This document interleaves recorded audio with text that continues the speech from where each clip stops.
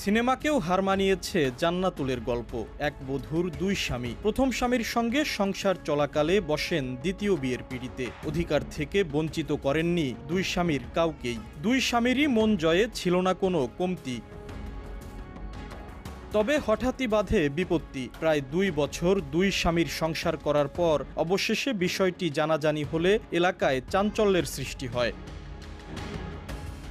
৪ বছরের প্রেমের সম্পর্কের পর ২০২২ সালের ২৭ অক্টোবর নোটারি পাবলিকের কার্যালয়ে হলফনামার মাধ্যমে গোপনে বিয়ে করেন রাজবাড়ী সদরের আলীপুর ইউনিয়নের ইন্দ্রনারায়ণপুর গ্রামের সাগর শেখ ও আলীপুর গ্রামের জান্নাতুল ফেরদৌস। পরিবারের সবাই প্রবাসে থাকায় বাবার বাড়িতে একাই থাকতেন জান্নাতুল। সেখানে যাতায়াত করতেন স্বামী সাগর শেখ।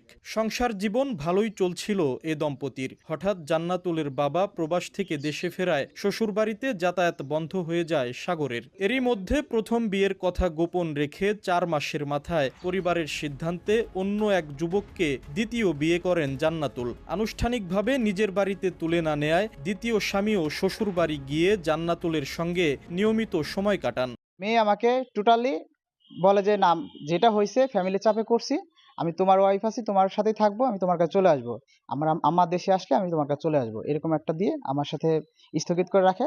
আমার সাথে সবসময় তার চলাফেরা, সবসময় যোগাযোগ হচ্ছে, সবসময় আমার সংসার করতেছে, আমরা একসাথে থাকতেছি।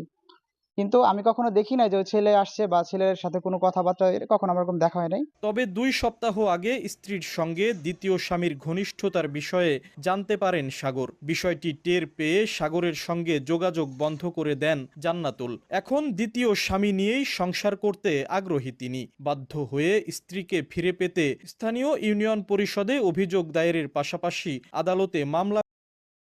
আমি যখন বুঝতে পারছি আমার সাথে প্রতারণা হইছে, ঠিক তখনই আমি আইনানুগভাবে ব্যবস্থা নিছি। আমাদের চেয়ারম্যান সাহেবের কাছে আসছি, মেম্বার সদস্যরা সবাই ছিল।